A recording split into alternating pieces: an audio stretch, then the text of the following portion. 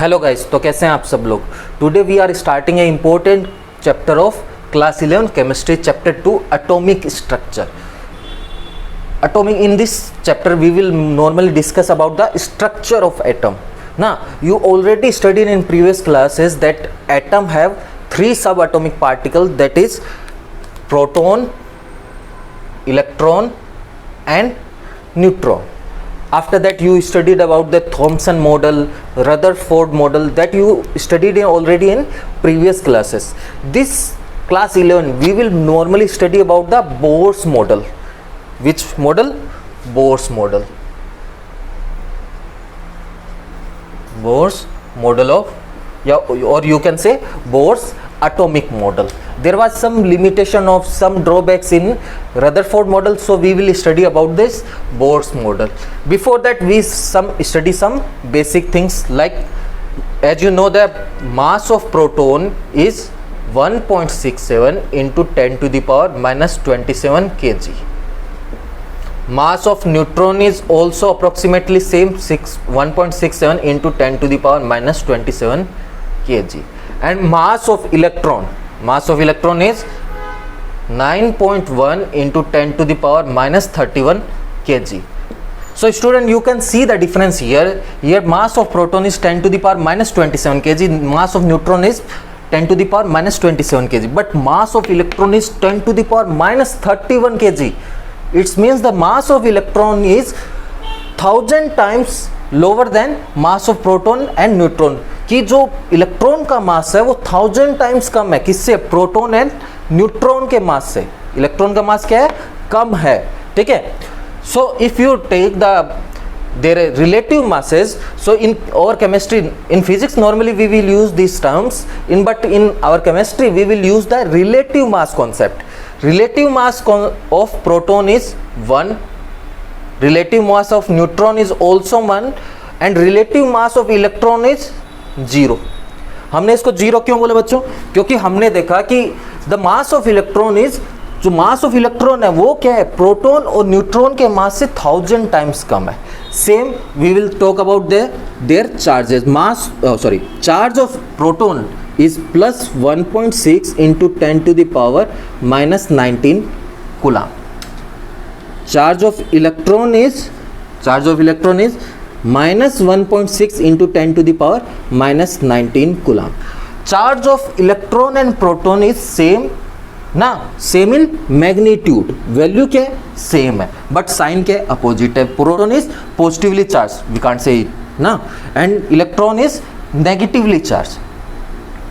And charge of neutron is neutral, means 0. So if we consider proton as plus 1, relative charge of proton is plus 1, and relative charge of electron is minus 1, and relative charge of neutron is 0. तो आपको क्या याद रखना है? Proton का relative mass कितना है? 1 है. न्यूट्रॉन का रिलेटिव मास कितना है? 1 है. इलेक्ट्रॉन का रिलेटिव मास कितना है? 0 है. ठीक है. Mass of electron is negligible compare to proton and neutron. Relative charge of proton is plus 1, relative charge of neutron is 0, and relative charge of electron is minus 1. Electron का relative charge कितना है? Minus 1, but actual charge of electron is minus 1.6 into 10 to the power minus 19 coulomb. So student, let's talk about Bohr's model, or you can say Bohr's atomic model. Bohr's model is mainly based on two things. First is dual nature of EM radiation, electromagnetic radiation.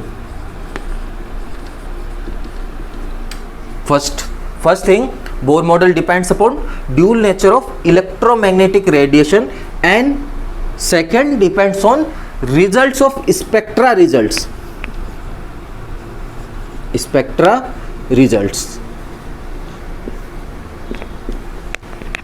ये spectra result क्या है? ये हम लोग future में पढ़ेंगे.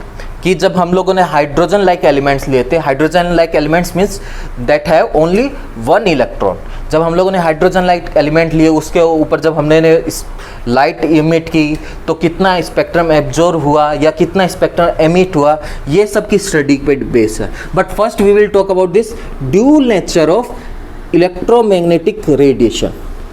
Okay, so first we know about the what is electromagnetic radiation. Dual nature of electromagnetic radiation means EM radiation, electromagnetic radiation have both nature, particle nature as well as wave nature. First we will discuss about this wave nature, after that we will discuss about particle nature of electromagnetic radiation. Today our main topic is wave nature of electromagnetic radiation. आज हमारा main topic हमको क्या पढ़ना है? wave nature of electromagnetic radiation. So students, our topic is wave nature of electromagnetic radiation. The wave nature of electromagnetic radiation was first explained by James Clerk Maxwell. First explained by Maxwell. Maxwell said that if a charged particle, either it is positive charge or negative charge, if a charged particle accelerate, it will produce magnetic field. Now you know electromagnetic, this word is made by two words, electro and magnetic. Now electro means electric field और magnetic means magnetic field. Electric field जिससे क्या होता है, कोई भी charge particle attract या repel होता है. जिस फील्ड में कोई भी चार्ज पार्टिकल क्या करता है, फोर्स फील करता है. एंड मैग्नेटिक फील्ड मीन्स जो मैग्नेट एक टाइप से प्रोड्यूस करती है नॉर्थ एंड साउथ पोल ना. तो जो भी हमारा चार्ज पार्टिकल है, आइदर ये पॉजिटिव चार्ज हो आइदर ये नेगेटिव चार्ज हो, जब भी ये एक्सेलरेट करेगा, कोई चार्ज पार्टिकल है तो इलेक्ट्रिक फील्ड तो प्रोड्यूस करेगा ही. ओके, और जब भी कोई चार्ज पार्टिकल एक्सेलरेट करेगा that will produce magnetic field, तो वो क्या प्रोड्यूस करेगा, magnetic field. In electromagnetic radiation both electric field and magnetic field are present. Okay, both electric field and magnetic field are present. Now we will discuss about characteristic of EM radiation, कि EM radiation की characteristic क्या है, उनकी properties क्या है. Okay, तो first property है the electric field, magnetic field and propagation of wave is mutually perpendicular. What I said, electric field, magnetic field and propagation of wave. Propagation means wave जिस direction में move कर रही है, मैं velocity से denote कर देता हूँ, is mutually perpendicular to each other. ये तीनों क्या होते हैं, परपेंडिकुलर होते हैं. फॉर एग्जाम्पल इफ सपोज कि जो इलेक्ट्रिक फील्ड है वो इस डायरेक्शन में मूव कर रहा है. ओके, सपोज मैं 3 एक्सेस ड्रॉ कर देता हूँ. Suppose this is my x axis, this is my suppose z axis, this is x and this axis is which is outside from board is y axis. Okay, let's suppose that electric fields move in x. Electric field क्या है, x direction में move कर रही है. Suppose electric field ऐसे. Magnetic field in y direction, magnetic field कैसे होगी, ऐसे. समझ रहे बच्चों, तो मैग्नेटिक फील्ड कुछ इस टाइप से है. तो वेव कहां मूव करेगी, वेव जेड डायरेक्शन में मूव करेगी. देखो वापिस से समझने का ट्राई करो. इफ सपोज इलेक्ट्रिक फील्ड इस डायरेक्शन में, इलेक्ट्रिक फील्ड कहाँ है, इस डायरेक्शन में, इस डायरेक्शन को हमने क्या माना है, एक्स सपोज किया, तो इलेक्ट्रिक फील्ड एक्स डायरेक्शन में, मैग्नेटिक फील्ड का है वाई डायरेक्शन में. तो वेव कहाँ मूव करेगी, इलेक्ट्रिक फील्ड तो ऐसे मूव करेगी एक्स डायरेक्शन में, तो ठीक है. Magnetic field y direction means इस टाइप से मूव करेगी. तो वेव कहाँ मूव करेगी, वेव जेड डायरेक्शन में मूव करेगी. और आप चेक कर लीजिए ये तीनों म्यूचुअली परपेंडिकुलर है. Electric field, magnetic field and propagation of wave is mutually perpendicular. Second important characteristic is the EM radiation, or you can say now EM wave do not require any medium to travel. For example, water wave को travel करने के लिए क्या चाहिए, water चाहिए ना. Sound wave को travel करने के लिए क्या चाहिए, एयर चाहिए ना. बट EM वेव को ट्रेवल करने के लिए कोई भी मीडियम की ज़रूरत नहीं होती है. Even they can travel in vacuum also ना, they do not require any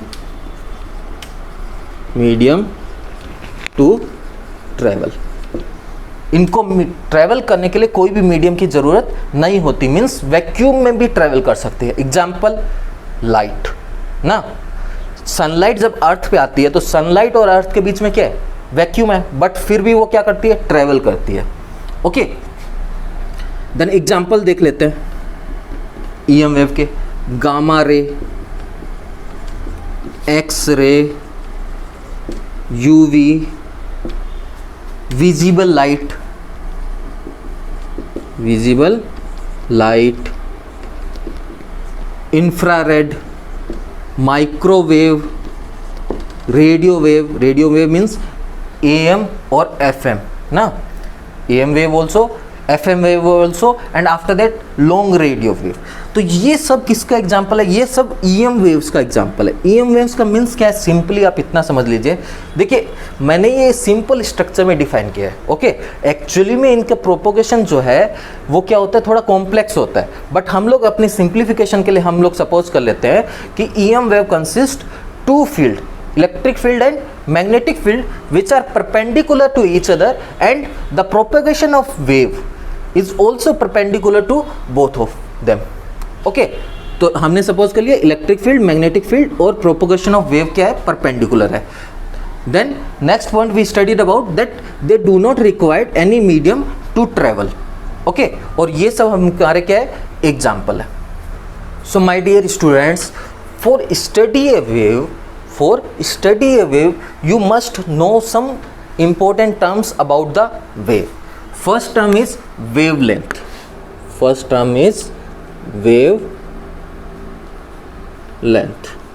And this is denoted by lambda. Okay, wavelength को हम लोग किससे डिनोट करते हैं, लैम्डा से डिनोट करते हैं। और इफ हम लोग एक सिंपल वेव कंसीडर करें ना, सिंपल वेव कैसी दिखती है आपकी,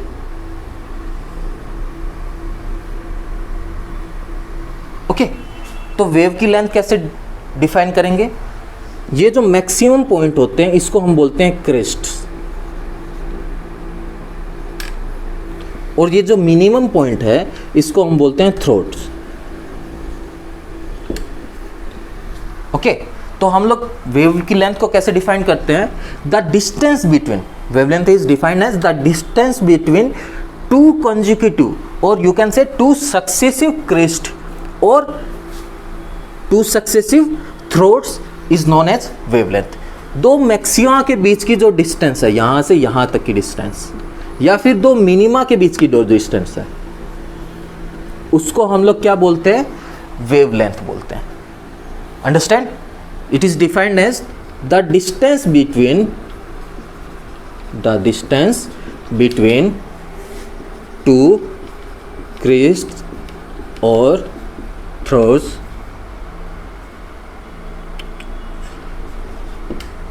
is known as wavelength।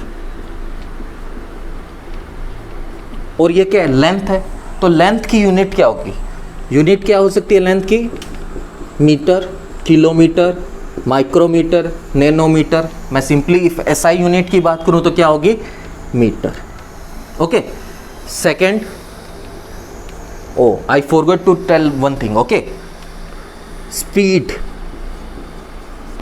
All electromagnetic wave will travel from speed of light.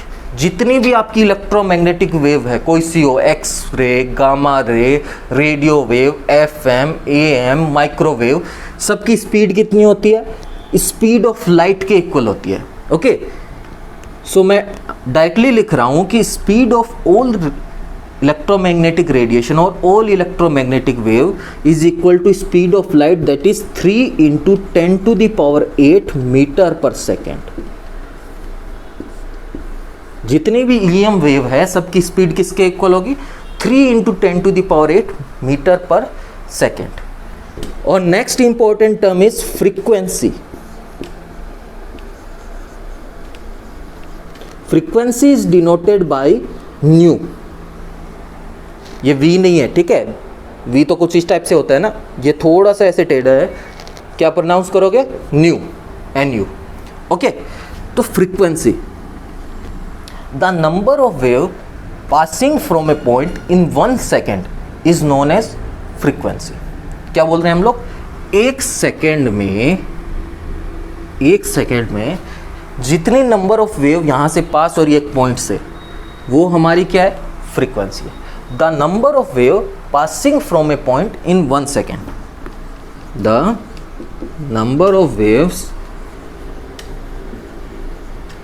Passing from a point in 1 second.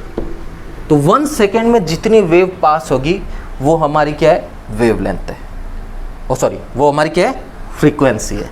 Okay, तो फ्रीक्वेंसी का फॉर्मूला क्या होगा, एक सेकेंड में कितनी डिस्टेंस ट्रेवल होगी, एक सेकेंड में हमने क्या बोला, स्पीड कितनी है, 3 × 10⁸ मीटर पर सेकेंड। इसका मतलब क्या है, 3 × 10⁸ मीटर पर सेकेंड मीन्स एक सेकेंड में जो वेव है वो कितनी डिस्टेंस ट्रेवल कर रही है, 3 × 10⁸।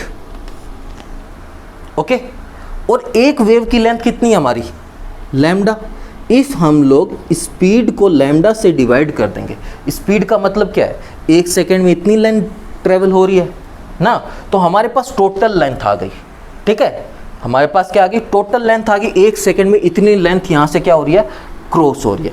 सपोज हमारी 10 मीटर एक सेकेंड में मूव कर रहा था। ओके, और मैं बोलूँ कि मेरी वेव की लेंथ 2 मीटर है, तो कितनी वेव पास हो गई होगी, 10 मीटर का मतलब 10/2, 5 वेव पास हो गई होगी।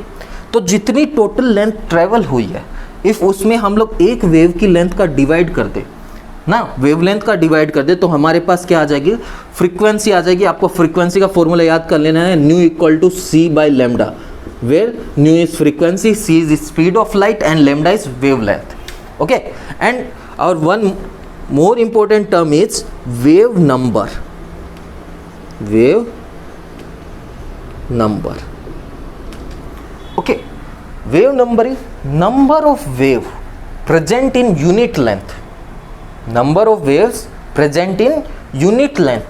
unit length में जितनी number of wave present है उसको हम क्या बोलते हैं, wave number. suppose एग्जाम्पल देता हूँ,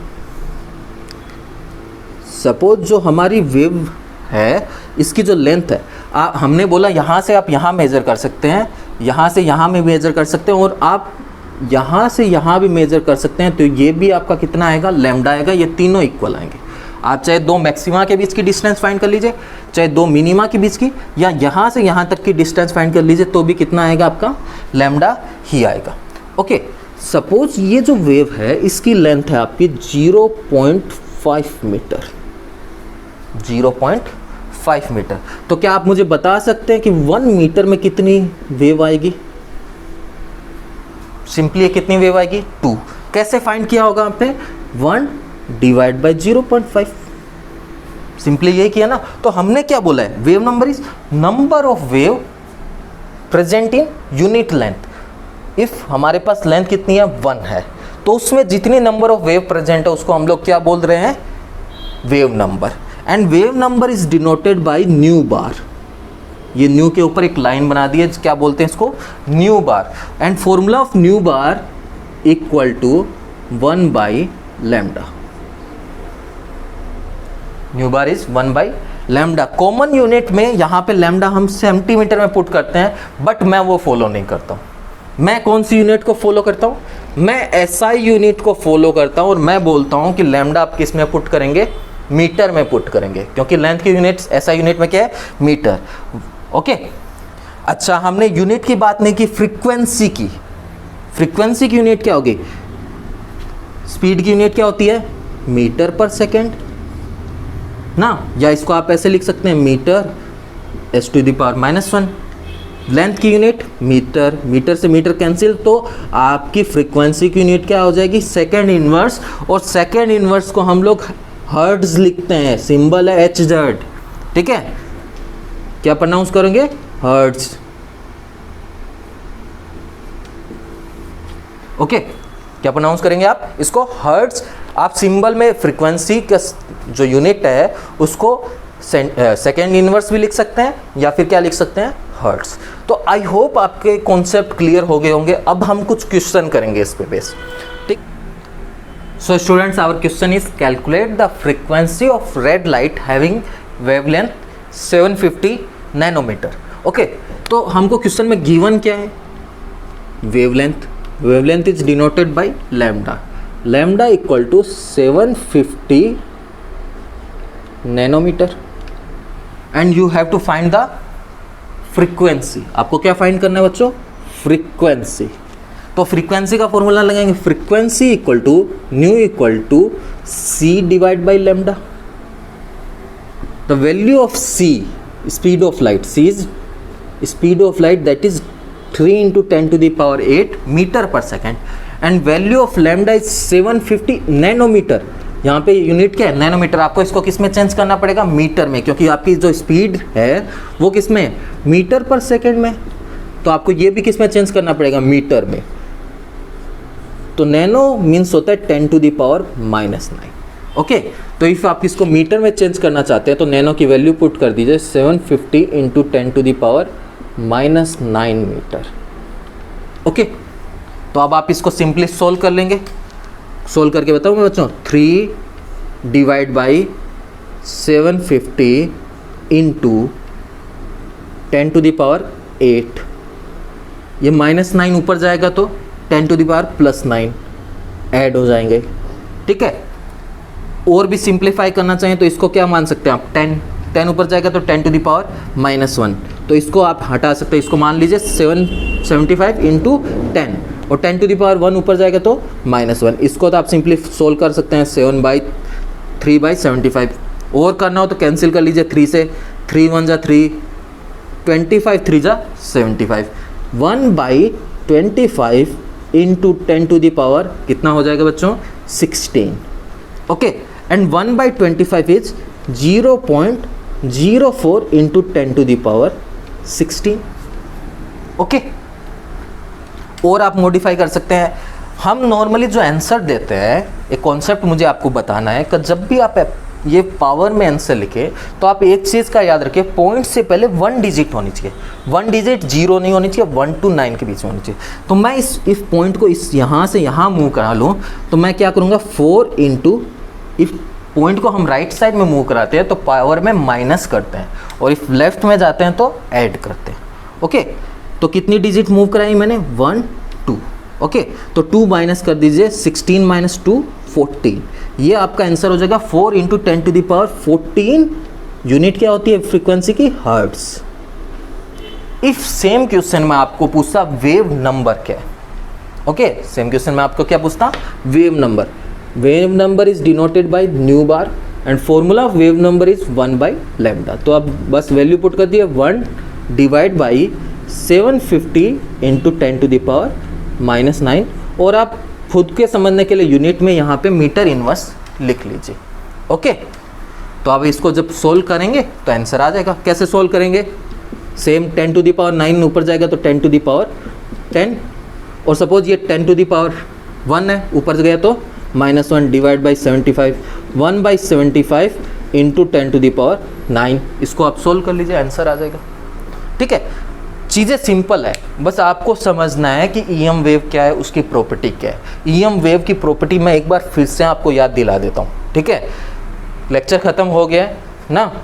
इफ़ आपको समझ आ गया तो आप वीडियो छोड़ सकते हैं। ठीक है, लाइक करके जाना, सब्सक्राइब कर लेना चैनल को न्यू हो तो। हाँ, तो इलेक्ट्रोमैग्नेटिक वेव की प्रॉपर्टी क्या क्या है कि उसमें क्या है, इलेक्ट्रिक फील्ड मैग्नेटिक फील्ड दोनों प्रेजेंट है, और electric field magnetic field and propagation of wave is mutually perpendicular and they do not require any medium to travel. Okay, and then third property we studied about that all electromagnetic wave travel from speed of light that is denoted by c equal to 3 into 10 to the power 8 metre per second. और जितनी भी हमारी electromagnetic wave है, gamma wave, radio wave, ये distinguish कैसे होती है, इनकी किस प्रॉपर्टी में डिफरेंस होता है, इनकी वेवलेंथ और फ्रीक्वेंसी अलग अलग होती है। इनकी वेवलेंथ और फ्रीक्वेंसी क्या होती है, अलग अलग होती है। जैसे आपको पता होगा विब्योर, विबग्योर ना, वॉयलेट से स्टार्ट होता है और कहाँ तक जाता है हमारे रेड कलर तक। तो जो रेड की फ्रीक्वेंसी रेड की जो वेवलेंथ है वो होती है अराउंड 750 नैनोमीटर, जबकि यहाँ होती है अराउंड 400 नैनोमीटर। तो बच्चों मैंने एक और इम्पोर्टेंट चीज़ बता दी, आपको विजिबल लाइट की वेवलेंथ याद होनी चाहिए, रेंज याद होनी चाहिए। इफ़ जो वेवलेंथ है वो 400 नैनोमीटर से 750 नैनोमीटर के बीच में लाई करेगी, या आप इसको ऐसे भी लिख सकते हैं 400 इंटू 10⁻⁹ मीटर से 750 इंटू 10⁻⁹ मीटर के अंदर लाई करेगी, तभी लाइट हमको दिखाई देगी, वरना लाइट हमको नहीं दिखाई देगी। ये आपकी विजिबल लाइट की रेंज है, ठीक है। इससे जस्ट पहले आता है अल्ट्रावायलेट और इसके जस्ट बाद होता है इंफ्रारेड।